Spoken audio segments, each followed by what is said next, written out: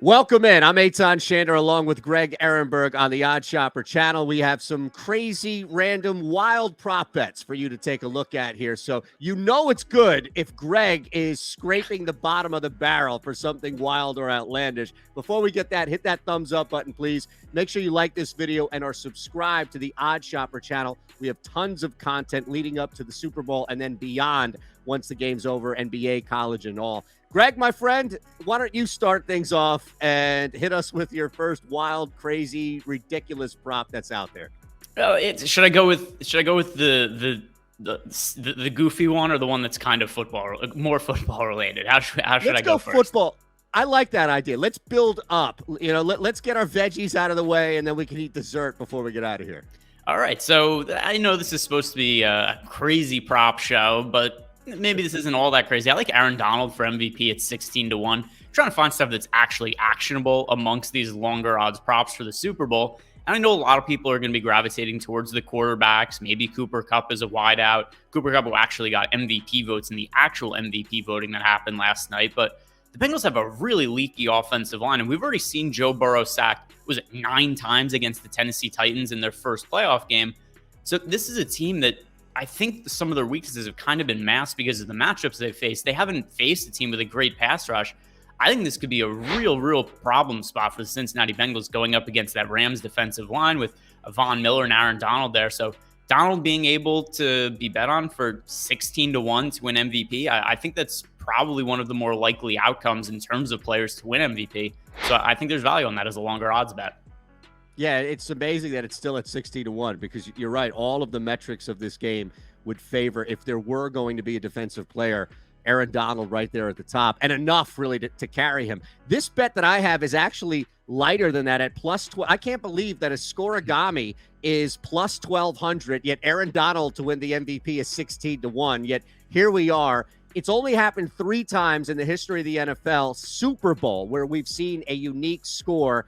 And, a lot of these scores that are out there are not 96-3 or, stuff that's improbable, right? 3-2 or some wild shit like that. We actually have some pretty reasonable scores if you just check the Scorigami grid. Do that on your own time, of course. But I'm going to go Scorigami here. And again, if you hit this, you are the smartest individual at your Super Bowl party by a mile. So that's my first one there. Scorigami, unique score, 4th time in the Super Bowl at plus 1,200.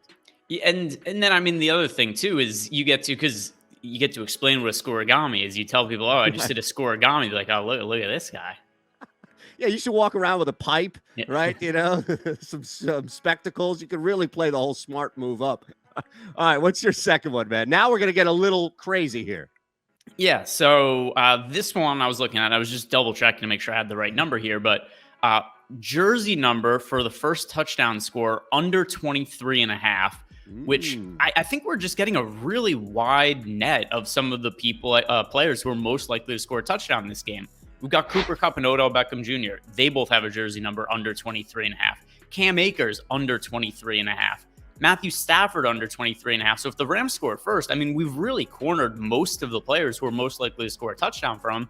And then on the Bengals side, Jamar Chase, his jersey number is under 23.5. If there's a Joe Burrow QB sneak or a QB run, he's a capable running quarterback. He's under 23.5.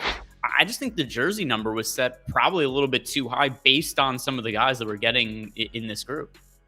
Yeah, it's right. A lot of people probably don't even realize as much. The casual bettor, the person who's not placing a lot of money on there, maybe not even paying attention to the game, to the teams as much. All of the jersey shifts and numbers. You're right. It's a sneaky play right there to slide in there, especially with all the guys on those single digits. And look, if Joe Mixon burns you, Joe Mixon burns you. But I think you're on the right side, ultimately, when you look at this play here. All right, last one for me, and it's at plus 1,400 right now, but we've seen both teams at least do it. Tyler Boyd does have a 40-plus yard completion this year. Odell Beckham threw a pass in the playoffs for the Rams. We know that, too. So any non-quarterback to complete a touchdown is 1,400, Greg. And look, you have an extra week to prepare. All of a sudden, it's idle time, right? So you just start to add some weird stuff in the playbook. You never know when you could use it, but at least we do have a pathway to where both teams have had a non-quarterback, throw a pass. Now I need it for a touchdown. Who knows? Maybe it's the Philly special revisited. I'll take it at plus 1,400. Yeah, maybe is there another way to bet if a quarterback will catch a touchdown pass? I'm sure that's out there somewhere. I haven't seen it. It's got to be out there. Yeah, same game parlay.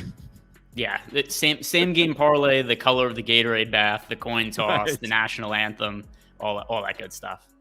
Oh, you want one here? Now, it's a global market, so you have to search for it. But California Love, the last song in the halftime set. It can either be first or last. I don't think it's going to be first. I don't think you can come out with a Tupac hologram or an image and then bury him for the rest of the set. So I think they end with that. And you could get that at 6-1. Not bad, not bad. Research, Greg Ehrenberg.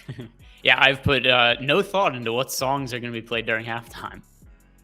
Good thing that you gave us thought on the other two. So that's where we stand. All right, make sure you hit that thumbs up button. Again, we have a lot of content coming right up through kickoff in the Super Bowl. So please like the video and subscribe to the Odd Shopper channel. For Greg Ehrenberg, I'm Eytan Shander. Enjoy the game.